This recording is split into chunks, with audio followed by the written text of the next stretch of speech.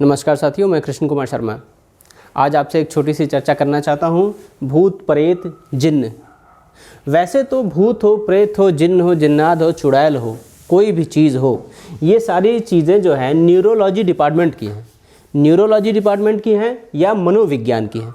किसी को भी ऐसी समस्या आए तो उसे डॉक्टर से मिलना चाहिए और डॉक्टर से मिल के अपना निदान कराना चाहिए। ये पूरा डिपार्टमेंट ही सही डिपार्टमेंट है कि आप न्यूरोलॉजी में जाइए या मनोविज्ञान में जाइए।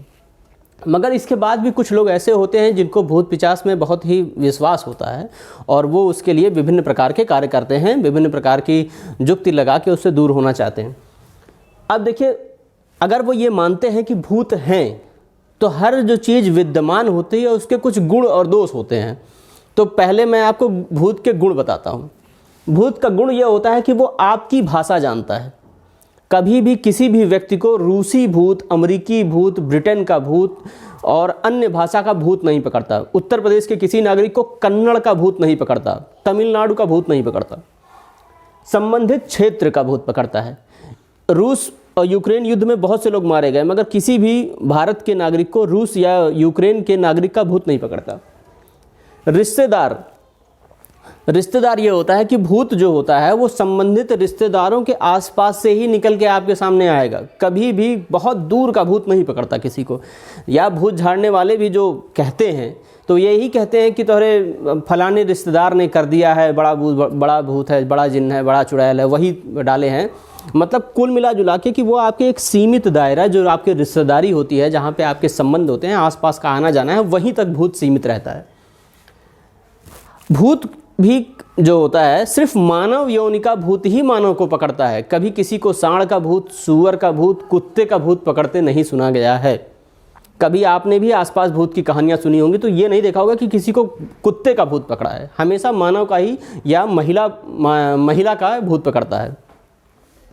विशेष आयु वर्ग, आसपास की घटना, ऐसा भी होता है कि कोई विशेष घटना आसपास दुखद घटी हो और उस परिस्थिति के अनुसार कोई भूत पकड़ता हो। विशेष आयु वर्ग को पकड़ता है। मतलब आपने ये भी देखा होगा कि भूत पकड़ने की जो एज है वो कभी भी 40-45 के बाद नहीं पकड़ती। भूत अमूमन आदमी जब अपनी जिम्मेदारियों में आ जाता है, अपने काम में आ जाता है, तब उसे भूत नहीं पकड़ता है।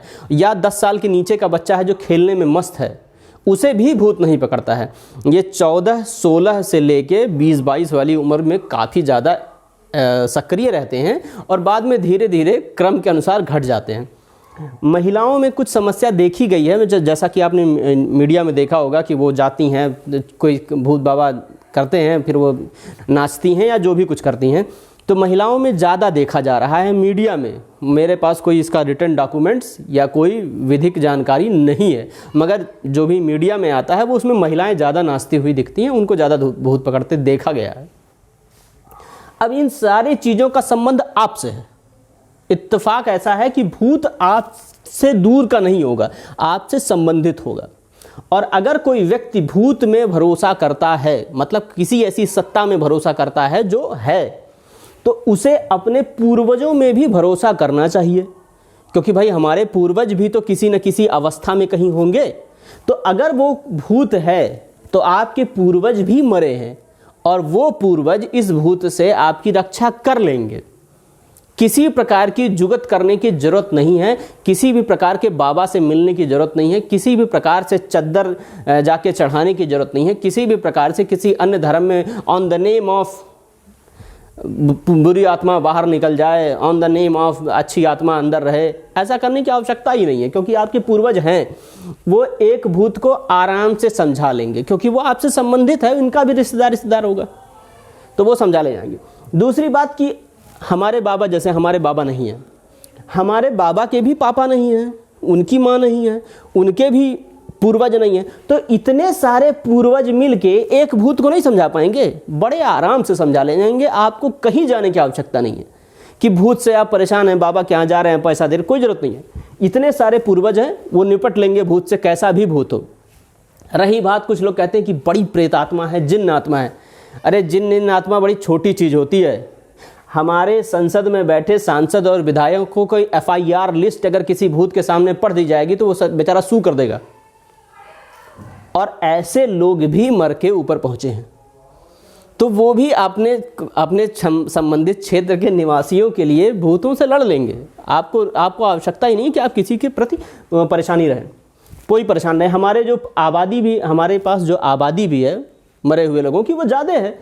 बहुत से लोग हमारे पूर्वज में मरे हैं, 10 20 30 वंश के लोग हमारे पक्ष में हैं, तो वो किसी एक भूत को आराम से समझा लेंगे। आपको कोई आवश्यकता नहीं है कि ये समझे कि हम किसी भूत से डरें या उसके लिए कोई काम करें, कोई आवश्यकता नहीं है।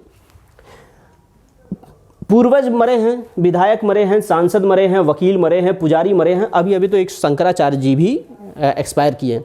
तो ऐसे में ये पर्याप्त संसाधन विद्यमान हैं कि वो आपकी रक्षा कर ले जाएंगे। ऊपर भी अगर कोई सत्ता है तो इतने ज़्यादा लोग हमारे पक्ष में रहेंगे कि हमारी रक्षा हो जाएगी। कोई आवश्यकता नहीं है कि आप भूत के लिए कहीं झाड़ने जाएं, कुछ भी करें। रही बात कि बहुत शक्तिशाली है, बाबा ही भगवान से कहेंगे तभी आपकी भगवान रक्षा कर पाएंगे, नहीं, ऐसा नहीं। हमारे पूर्वज भगवान के बड़े नज़दीक बैठे हैं, श्री चरणों में बैठे हुए हैं। तो अगर श्री चरणों में बैठे हैं तो वो हमारे लिए कह ले जाएंगे भगवान से कि भगवान ये हमारा नाती है, हमारा पोता है, हमारा वंश का बच्चा है, अच्छा बच्चा है। तो आपको इसके लिए भी कहीं जाने की ज़रूरत नहीं है। ऐसा करके आप क्या क्या करते हैं अगर आप इसको नहीं मानते? अगर आप सिर्फ भूत को मानते हैं तो पहले तो मानना नहीं चाहिए। ये भूत जो भी है ये न्यूरोलॉजी और मनोविज्ञान 2 डिपार्टमेंट का हिस्सा है, इसका कोई लेना देना है नहीं। मगर अगर आप मानते हैं तो अपने पूर्वजों पे भरोसा कीजिए, वो आपकी रक्षा कर ले जाएंगे, पर्याप्त रक्षा कर ले जाएंगे। रही बात ऐसा करने से आपका नुकसान क्या होता है, आपकी समय की बर्बादी होती है। आप भूत जड़ाने किसी बाबा के पास जाते हैं तो आना जाना समय लगता है, शारीरिक शोषण होता है। अगर वो जाते हैं तो शरीर का शोषण होता है, वो शरीर में ब्लैकमेलिंग तक आ जाता है। सिर्फ थकान ही नहीं है, कभी कभी वीडियो बन जाता है और आपके रिश्तेदार पैसे भरते हैं और शरीर का शोषण भी होता है। पैसे और व्यापार की बर्बादी, आप पैसा भी खर्च करते हैं आने जाने में, अपने व्यापार का समय उस बाबा को, उस पाखंडी को, उस फादर को, उस साधु को, उस मजार को, जिसमें भी जाना है, अगर वो उच्च आत्मा नहीं है, सही आत्मा नहीं है, मतलब सही जगह नहीं है, सही बाबा, सही मजार, सही फादर नहीं है, तो आपका शरीर का शोषण होता है। मेरा बस इतना मानना है कि आप मनोविज्ञान या न्यूरोलॉजी में जाइए, और अगर ऐसा नहीं मान रहे हैं, आप कोई सत्ता मानते हैं, तो उस सत्ता के साथ आप अपने पूर्वजों की ताकत को मानिए और निश्चिंत होकर अगर पृथ्वी पे किसी से डरना है तो मानवों से डरिए। ईश्वर से डरने की, मतलब किसी अन्य शक्ति से डरने की आवश्यकता नहीं है। साथ में एक चीज़ और कहना चाहूँगा कि आप अपने आप को अपने तर्कों से इस बात को जस्टिफाई करने की कोशिश कीजिएगा कि हम विज्ञान की तरफ बढ़ें, इनके तरफ ना बढ़ें।